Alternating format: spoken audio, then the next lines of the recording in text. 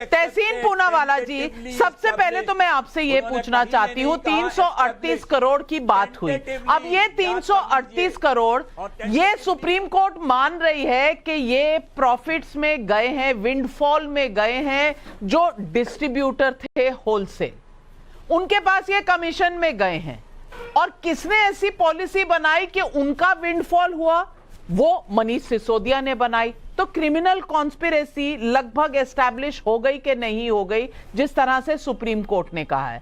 अब इसके बाद उनके पास पैसे मिले ना मिले, भैया आपने उनको फायदा दिलवाया, वो फायदे के पैसे कहां गए? वो चाहे मनीष सिसोदिया के पास गए हो ना गए हो, उनकी पार्टी में गए हो, मुद्दा तो यह है कि एक मंत्री जो बैठा हुआ था उसकी क्रिमिनल कॉन्स्पिरेसी से यह लगभग फायदा 338 करोड़ का हुआ। अब इस पर आप मुझे बताइए तहसीन पूनावाला जी, क्या सुप्रीम कोर्ट ने बेल की अर्जी रिजेक्ट करने के बावजूद भी कोई कहीं पर रह गई है गुंजाइश ये कहने की कि आम आदमी पार्टी अभी भी बहुत ईमानदार है, मनीष सिसोदिया ईमानदार हैं? कहीं है गुंजाइश? जी थैंक यू सो मच, आपके शो में शिरकत करने का मौका मिला। और मैं शुरुआत में हर्षवर्धन जी को बहुत बहुत साधुवाद देना चाहता हूँ कि उन्होंने इस मामले की अच्छी पढ़ाई की और बहुत लॉजिकल बात की। लेकिन मैं बिल्कुल उनसे और गौरव भाई से इत्तेफाक नहीं रखता हूँ। मैं मानता हूँ कि आम आदमी पार्टी को बहुत सारे सवाल देने होंगे लिकर पॉलिसी को लेकर। अरविंद केजरीवाल जी ने कहा था मैं दूंगा पाठशाला, दिया दिल्ली को मधुशाला। लेकिन क्या मनीष सिसोदिया जी पर गिल्ट एस्टैब्लिश होता है? नहीं, बिल्कुल एस्टैब्लिश नहीं होता है।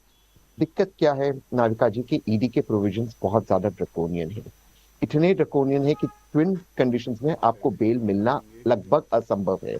इसीलिए ये हो जाता है कि you are guilty until proven innocent. जो हर्षवर्धन जी ने कहा कि आप इनोसेंट होते जब तक आप गिल्टी नहीं होते, ईडी उसको चेंज कर दिया है, आप गिल्टी होते जब तक आप इनोसेंट साबित नहीं होते।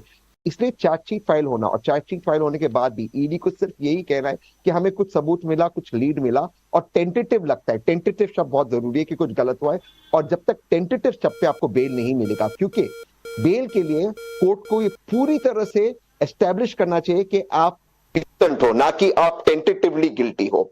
अब इसमें दूसरी दिक्कत क्या थी? बेल की हियरिंग में आप फैक्ट्स साबित हो तक आप अपने आप को इनोसेंट साबित नहीं करते। मैं समझता हूँ ये देश के लिए बहुत दुर्भाग्य की बात है। और सुप्रीम कोर्ट जिसके सामने मैं अपना सर झुकाता हूं, मैं मानता हूँ ईडी के इन खतरनाक प्रोविजंस को स्ट्राइक डाउन करना चाहिए। मैं आपके सवाल का जवाब देते अपनी बात को समाप्त करूंगा। मान लो कल मैं मेंबर ऑफ पार्लियामेंट बनता हूं, कल मैं मिनिस्टर बनता हूं, और मैं कोई ऐसी पॉलिसी निकलता हूं बनूंगा जिससे समझो किसी का लाभ हो, किसी एक ग्रुप का लाभ हो। क्या लाभ होना करप्शन है? वो मनी ट्रेल कहां एस्टैब्लिश हुआ है मनीष सिसोदिया को कि 338 करोड़ में मनीष सिसोदिया या आम आदमी पार्टी को पैसा मिला? ठीक है, किसी का लाभ ईडी सीबीआई ने कब कहा कि पूरी इन्वेस्टिगेशन पूरी हो चुकी है और फला जगह गया फला?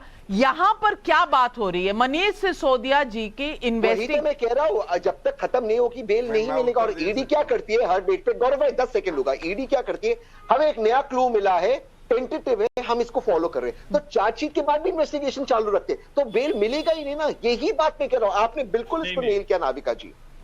नविका 10 सेकंड, नविका जी 10 सेकंड। ठीक है, हाथ ऊपर उठ रहे। तौसीफ खान आ रही हूं, पहले हर्षवर्धन त्रिपाठी और फिर गौरव भाटिया। हर्षवर्धन जी साहब मानते तो मैं पढ़कर आया हूं। गौरव भाई, तहसीन भाई, आपको सिर्फ एक बात देखिए, ये ठीक बात है कि ईडी के प्रोविजंस ऐसे हैं कि उसमें जमानत नहीं मिलती है, लेकिन मैंने जो शुरुआती टिप्पणी में ही कहा था, आज इसलिए जमानत नहीं मिली है कि वो ईडी के प्रोविजन, आज मनी ट्रेल इस्टेब्लिश होना सुप्रीम कोर्ट की नजर में आया, इसलिए उन्होंने खारिज किया।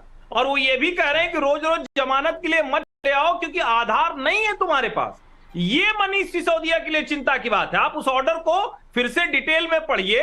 सर्वोच्च न्यायालय ने पिछली हियरिंग पर क्या किया था, बहुत फटकार लगाई थी, सब खुश हो गए थे कि अरे वाह, पार्टी को पार्टी नहीं बनाया, कि एकदम से कुछ है ही नहीं है, ऐसे कैसे ईडी चली आती है। आज वही जब ऑब्जर्वेशन आ रहा है तो आप उस ऑब्जर्वेशन को कैसे खारिज कर सकते हैं? सर्वोच्च न्यायालय बहुत साफ साफ कह रहा है मनी ट्रेल इस्टेब्लिश हुआ है।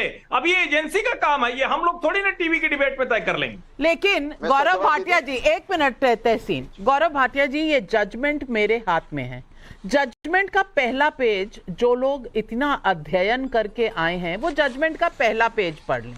जजमेंट के पहले पेज पर क्या कहा है, किसके और किसके बीच में ये केस है? ये केस है मनीष सिसोदिया और सीबीआई के बीच। नाविका जी मैं बताता हूं। अब ये सीबीआई की बात हो रही है, आप एनफोर्समेंट डायरेक्टरेट के गाइडलाइंस लेकर आ गए हैं तहसीन पूनावाला, और यही हेर फेर जो शब्दों का इन्वेस्टिगेशन एजेंसीज का, क्या इसी वजह से सारी पॉलिटिक्स हो रही है गौरव भाटिया जी? देखिए नाविका जी, आज तहसीन मेरे छोटे भाई हैं, पढ़ लिख के नहीं आए हैं, और मैं वजह बताता हूँ। अच्छा। पहली गलती जो इन्होंने करी, जो आपने भी अभी बताया, ये जो बेल रिजेक्ट हुई है ये सीबीआई के केस में हुई है, ईडी के नहीं। हमें याद रखना चाहिए 2 केसेस चल रहे हैं। दिल्ली उच्च न्यायालय में भी बेल नहीं मिली, ईडी वाले केस में भी और सीबीआई वाले में भी, और सर्वोच्च न्यायालय का ये जो फैसला है सीबीआई के केस में। पहली बात तो अगर पढ़ लिख के आते तो ये गलती ना करते, लेकिन गलती से मिस्टेक हो गया। अब आप वो सोनिया गांधी के समर्थन में खड़े रहते, गलती कर देते। दूसरी बात जो कही जा रही है कि ईडी के केस में जमानत नहीं होती, ये भी गलत है। एक डबल टेस्ट है, जमानत जब होगी तो डबल ट्विन टेस्ट होता है।